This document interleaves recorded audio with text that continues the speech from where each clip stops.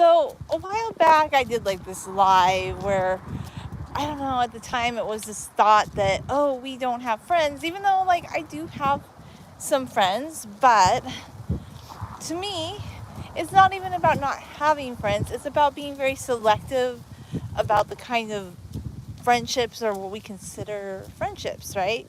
So this is my thought. Like, I feel, in my case, I know it's not the case for everybody, but I feel like I have the strongest friendships, like with my sister and maybe some cousins and people I've known from high school and a college friend, okay? People that just really, like, they're hardcore in my court. Because I'm the kind of person where I just give a lot to people, like, and I have came to the conclusion that in order for somebody to be considered my friend, they have to be très généreux, consistent, and très generous, like generous and consistent.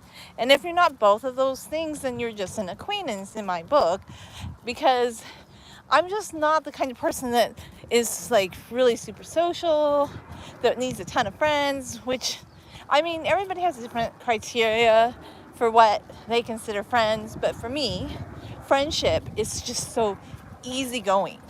It's so strong cookie. It's so like consistent, where you hear from that person every week of your life. Because if you're not hearing from that person every week, I mean, I could say maybe a few weeks would go by, but if you're not consistently hearing from that person, to me, that's more of an acquaintance. I know some people are like, oh, old friends, like you might not hear from them for a while, but okay, I just never was the type, like, where, okay, it's very popular in America. I don't know about other countries. I don't think Europeans do this as much, but in America, it's super popular. Like, you'll see people that run into each other, that bump into each other, and they're like, oh my gosh, how are you doing? And they are so excited. Like, it's not that I'm not excited to see people that I haven't seen for a long time, but for me, like, to be considered like a genuine friend in my book, I feel like there needs to be like this consistent communication, somebody that's going up to bat every day all the way, someone who has sky high value for you because you show value to them. Like, I've just raised the bar on what I consider friendship, and it's pretty sky high now. Like, I just have that criteria because other people are acquaintances to me. But in order to be my friend, you really have to check off a lot of boxes for me. And I know some people might be like, oh, but that's really strict. But I'm not saying that somebody can't be a nice acquaintance, but in order for me to just have that warm feeling towards people, like, I just look for consistency and loyalty, and where they like build you up because you build them up. If I'm not into like friendships where people just in the past did something that I knew wasn't right, and then later they probably feel like, oh, like they're excited to see you, but I don't even think they are. I think it's just people love acquaintance culture. But I just feel like in the past, if you've had like some sort of interaction with somebody where you can tell that they didn't truly value you, but they like something that you brought to the table maybe, but they didn't value you, then I just consider that an acquaintance. And I just have raised the bar on what I consider friendship, like more than I had in the past. And I just feel like sometimes in my case, everybody has a different criteria for this. I don't know what this is. Can you stop spamming my comments? I'm going to go ahead and remove that. I don't know who Mr. Peaceful is, but I consider that spam because I didn't know what that meant last time. But as far as I'm concerned, if you come to my live stream every time and you're writing that, you're a spammer. I don't know what that is, but it has nothing to do with what I'm talking about. I think you just come here to spam, which is kind of weird because I don't know, are you a bot? Who knows? See, that's the thing. Just like I'm feeling more like picky about what kind of comments I want on my videos, I'm also feeling more picky about, like, I was very limited in the friendships I had in the past But now I'm even more so. So it's not that I don't think I have any friends. I just feel that I have few friends and few people can check all the boxes. And it's not like I'm gonna lord this over somebody's head, but I know what I am willing to do as a person for somebody if they're my friend. Consistency, loyalty, not making them feel like they're not good enough. Like, if you can't check all those boxes for me, then I don't know.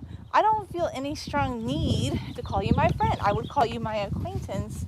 But in order for me to consider you my friend, it takes a lot more. I'm just not easily enamored. And then here's the thing too. A lot of people will never apologize for things they said to you in the past. And then when they see you again, they might act happy to see you. But then you remember, and you're supposed to let things go. And yeah, you should forgive things, but I don't know. I just feel like this is why I'm always cordial to people, but I don't have a high need for a lot of friendships in my life. Some people have a high need to be part of a social group. I just love my sister, and I love some of my cousins, and I love my college friends, because those are the people that are in my court, and I know I can have good conversations with and be myself, and they are just consistently loyal like that. And I don't even have to see them every day. I just know that it's a good conversation, consistent communication. Like, if you don't want those things with me, that's fine. I just go quiet on my Western front and back in. I'm not gonna demand that you give me those things, but I notice, like, that's why you shouldn't be reaching out. I know this sounds horrible, but if you notice, like, you're the kind of person that's always, like, there for people, stop reaching out. Like, if you feel like, this is interesting, I reach out to them, like, all the time, but it doesn't seem like they ever really call me. A lot of people have been noticing that recently, like, oh, when they stop reaching out to someone, those people don't really call anymore. And then it's like that scenario where one day, I don't know, you're at the supermarket and they see you and they're like, oh, hi, and they act so happy to see you. Maybe they're happy to see you, but to me, that's just an acquaintance. Like, I'm not saying you can never have, like, old friends that you bump into, but I just feel like the criteria for what I want to consider a friendship is much different than what the more social groups consider. And that is just, for me, part of a healthy dynamic in your life. Mentally healthy, physically healthy, spiritually healthy. You want people that are in your court, people that'll go up to bat for you all the way, people that are loyal for you, people that don't talk bad about you, like, that know that you're a good person and you would never say bad things about them, and they would never, like, people that just have loyalty in their entire being for you because you have it for them. So for me, like, in the past, I just always I didn't want lots of friends, but I think I was willing to do a lot of things to try and prove myself to other people, like, oh, I'm a good friend, I'm a nice person, but I don't feel that need anymore. And I know some people, like, early on in life, they realize that, but I think one of the mistakes I made was just being an empathetic person that is willing to do acts of service for people. I have pulled that back so much because I'm like, you can still do things for people and help them out, but who I consider a friend is few and far between. And I guess I just think about, like, the relationship I have with my sister and how healthy that is and how much fun we have with each other and how we can talk to each other anytime.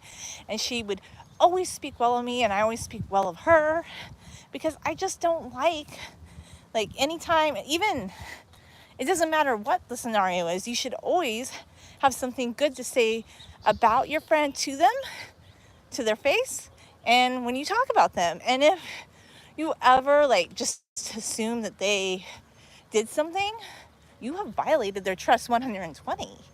You know, like, I just could never be friends with somebody that would say that I did something that I would never do. Like, no, nuh-uh. And don't expect apologies from people that would do those things, but have your strong cookie heart and protect yourself and protect your energy and seek out friendships with people that know you, build you up, talk good about you, because I prefer to talk good about people. I don't have a need to talk bad about other people. I just don't feel it in my heart.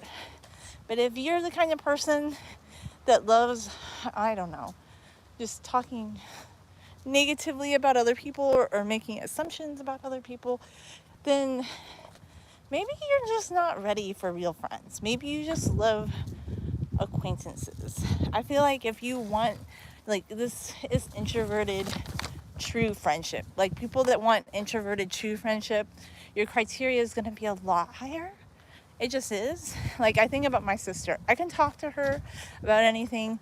She always talks good about me, and I always talk good about her. And then I think about my college friend, same thing. Even though I don't see my college friend all the time, I know I can call her, whenever she has availability, and I have availability, of course, with there's things that happen, but we have each other that way.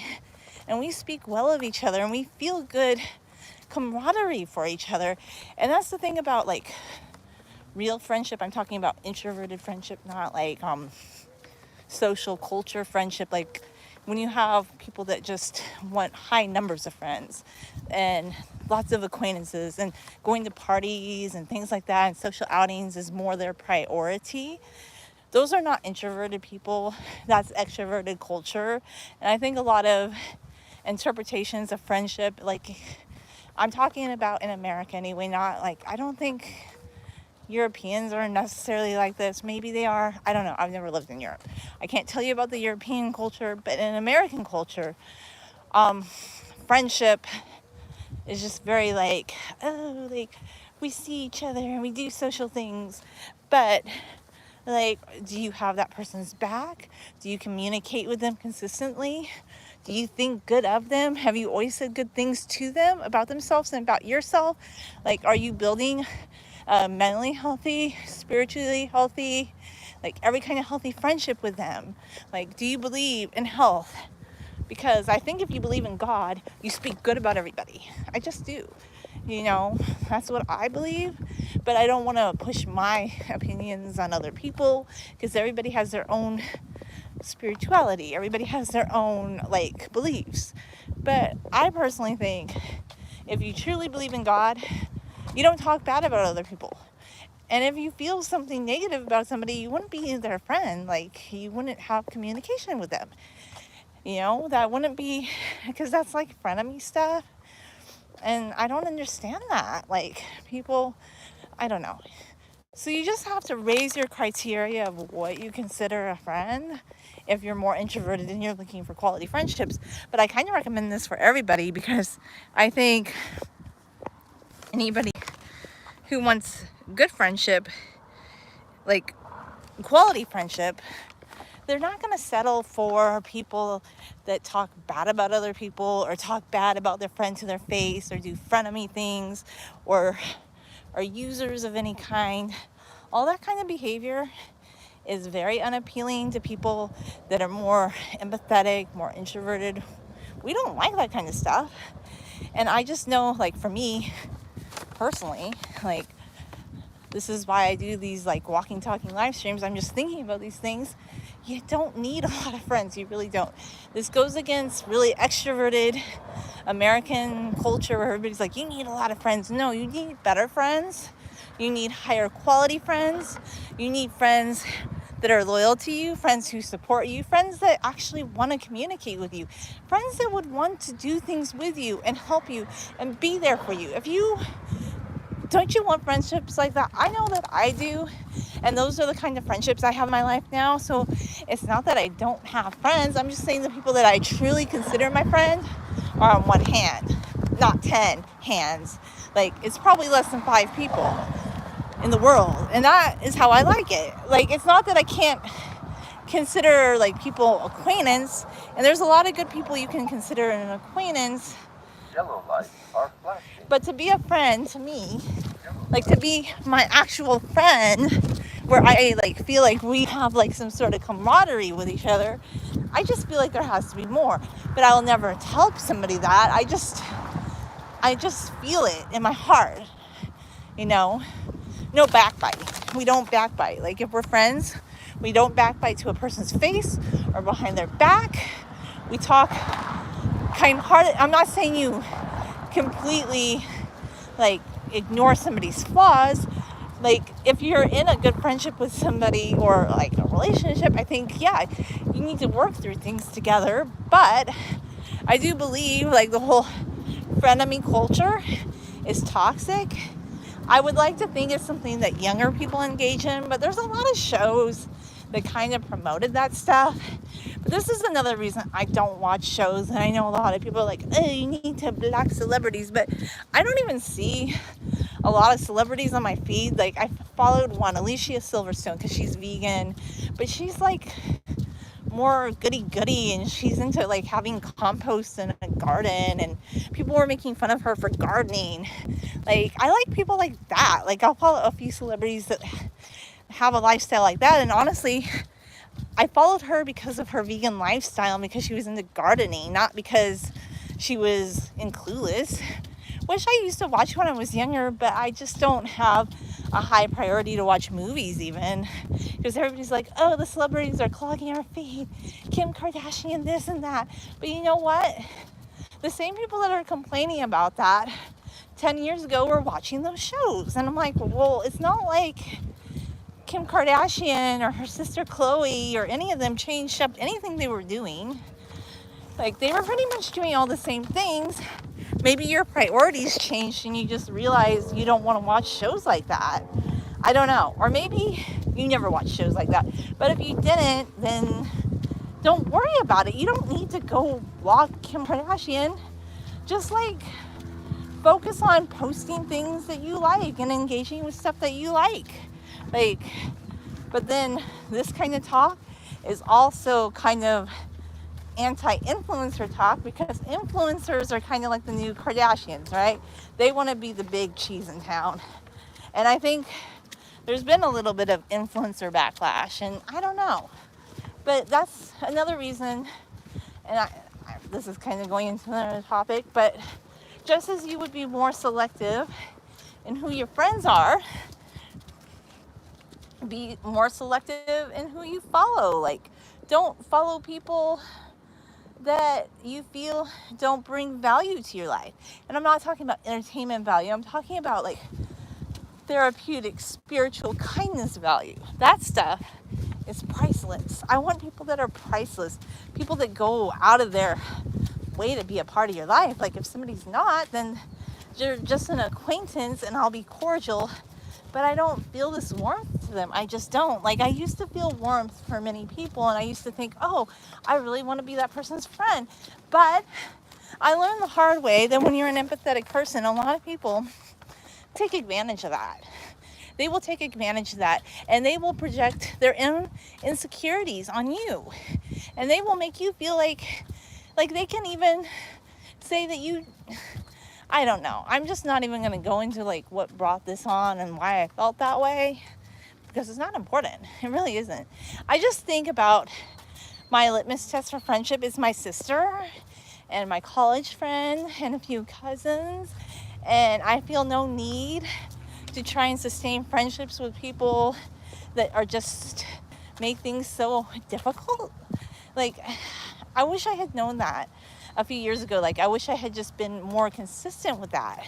Like, the minute somebody starts making you feel like disrespected or just taken advantage of, or just, you know, that they're willing to like just not build you up every day all the way, then that's not the friend for you. That's an acquaintance, and you don't even need to interact with a person like that much. You could just say hi and bye, and that's it.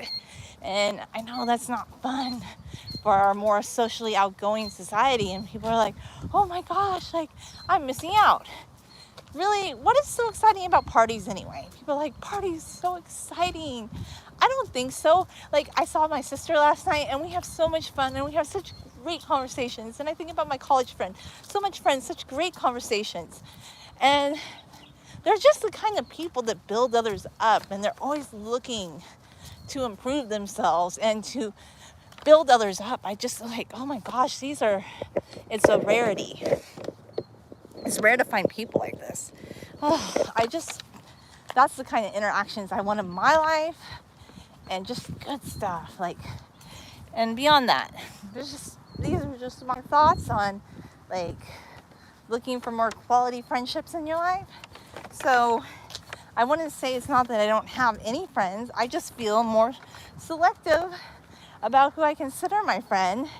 And I think because I used to be, like years ago, kind of confused. There was this guy, he called a lot of people his acquaintances. People that at the time I thought, oh, those aren't your friends. And he said, no, actually, like he had this really strict criteria. He's like, a friend is like somebody that like is there for me and I'm there for them, and we have a really strong bond. And I thought, wow, he seems kind of strict, like about like people he considers his friend. Like this was when I was in college, and he was calling most people that he knew acquaintances. And I thought at the time that seems really strict, but now I'm like, you know what? He was smart.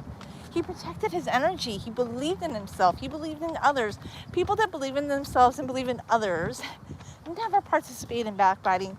They build everybody up every day all the way. If they don't like if there's a certain person that they have a disagreement with, they can maybe healthily discuss that with that person, but they know how to have a boundary line, and then they just break contact, and they're not friends with that person, because in order to be somebody's friend, there's a lot of boxes that have to be checked. And if you can't check the boxes and you're not willing to go to the ends of the earth for somebody, you can't be their friend in my book. Because you have to go to the ends of the earth to be my friend. I won't tell you that. I just know that in my heart and soul, because that's what I know. Because that's the kind of person I am. I have went to the ends of the earth for people, but when I see that they don't go to the ends of the earth for me, I know who they are, and I know what they want. They don't want a friendship with me. They just want more social interaction situations. And I don't know. That's why I value the people that actually are true blue friends. They're rare and few and far between. Thanks for watching, and those are my thoughts.